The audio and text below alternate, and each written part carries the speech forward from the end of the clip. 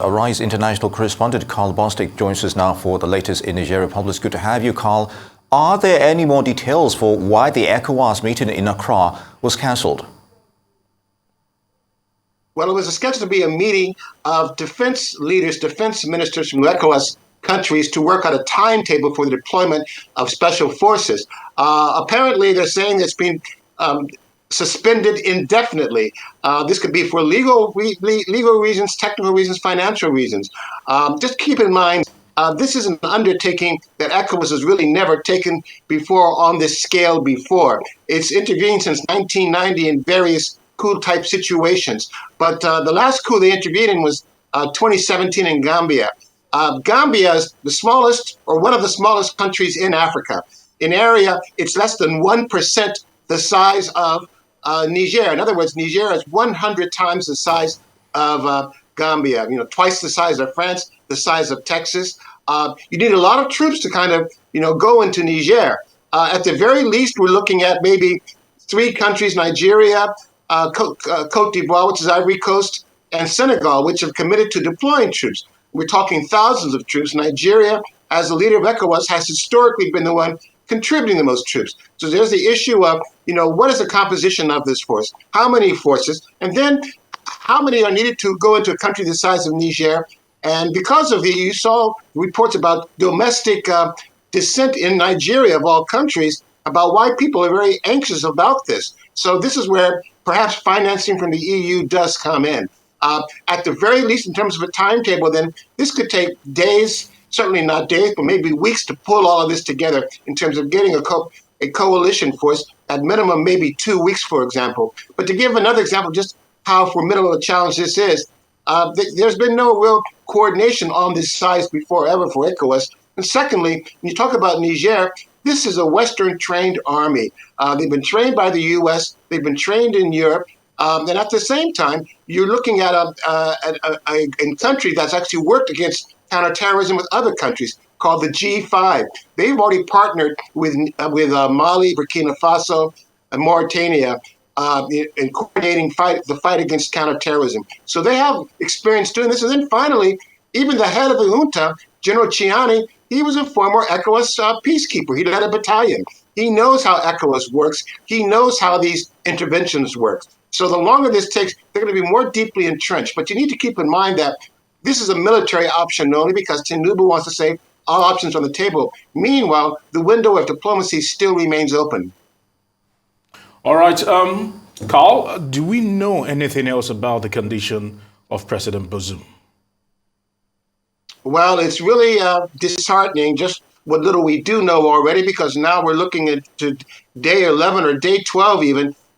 Electricity has been cut off his residence. Put things in perspective. Even though the country is now going through constant rolling blackouts, Nigeria, it's cut off its supply of electricity to Niger. Niger gets about 70% of its electricity from Nigeria, and so the country is really steeped in darkness, 10 hours at a time. However, the capital, Niamey, does have electricity, or at least on a more regular basis. But the junta has actually just simply cut off the electricity. You have electricity cut off, you have no running water, you have no fresh food. They're living off dried pasta and canned food. This is according to an interview given by the President Bazoum's daughter in France, in which she said she had communicated with him, and he's also lost weight. He's losing weight on a daily basis, and his son, who's in his 20s, he's lost at least 15 to 20 kilograms already.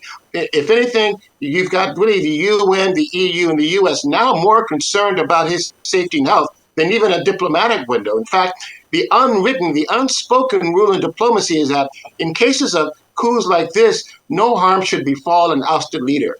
If something does happen to him, and of course we all hope that he is safe and healthy, if something does happen to him, this could turn out to be the worst of all coups. Yeah, and they're losing their bargaining chip at that as well. Now, Karl, do these latest protests tell us more about how much popular support the junta has? What's interesting is that you're seeing these shows of support. You had a stadium rally of 30,000 people last Sunday. You have demonstrations outside the French base showing the hostility that they feel towards the French presence, the French legacy as a former colonial ruler. This is part of the narrative that the junta wants to really kind of put out to kind of justify its actions, to even justify its legitimacy. That all the problems besetting Niger right now can be laid at the door of the French because of their legacy in terms of exploitation. However, you need to keep in mind also this. Ever since they took power, they've banned all protests. The very first day of the takeover, you had protests that were pro-government that were dispersed outside the presidential palace by tear gas. You have the announcement now of a resistance movement, a potential counter-coup movement against the junta by a very powerful, popular leader from the northern part of Niger, a leader of the Tuareg. Without support of the Tuareg in northern Niger, this is going to be a very divided country. And actually, for an ECOWAS, support force to really succeed, it needs the support of popular support.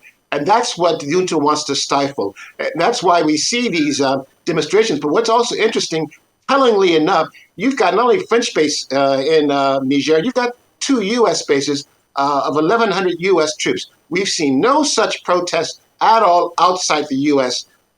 Bases because they don't have, the historical legacy of France. And that's why the U.S. Deputy Secretary of State offered their services as a mediator. Again, keeping in mind, the U.S. is also a very, very powerful Western partner. Niger, a very poor country, 40% of its budget comes from foreign aid. The U.S. is a big driver behind that. And that budget support, that pays the salaries of soldiers. So you have to ask yourself, how are these soldiers getting paid if they've now cut off budget support, if there's no foreign aid coming in? All right, and what more do we know about the possible involvement by Russia? Well, what's interesting is that, when Putin hosted African heads of state in St. Petersburg for the Russia-Africa summit at the end of July, only about 17 countries showed up, and Yevgeny Prigozhin, the head of Wagner, was there, and he posed with African leaders, such as the leader of Central African Republic and Mali, where Wagner has a presence. And the hot topic there, besides the cutoff or the collapse of the grain deal with Ukraine, was the coup in Niger. And Yevgeny Prigozhin was offering the services of Wagner to Niger. The U.S. has indicated there is no evidence whatsoever that the Russians were behind this coup at all. However, you could almost say, in a cynical way, Wagner, they've never met a coup they didn't like, because they are basically, counting on the weakness of governments, which is what we've seen in Central African Republic, in Mali, and perhaps even Burkina Faso, where their main role is really to protect the junta and to strengthen them against internal dissent. They aren't there to fight the jihadists. So they've offered their assistance to protect the junta in the face of any sort of dissent locally. At the same time, we know, for example, the number 2 head of the junta had flown to Mali last week or earlier in the week on Monday to meet not only with the Wali leadership, but also with Wagner members. But however, we have not seen any invitation to Wagner at all. It'd be interesting to see, though, if the ECOWAS force is mobilized, will Wagner be asked to come in? And if they are asked to come in, that could really be a red line for the West. Indeed. Karl Bostic, Arise International correspondent, would like to thank you for the update on Niger. It's good to have you with us.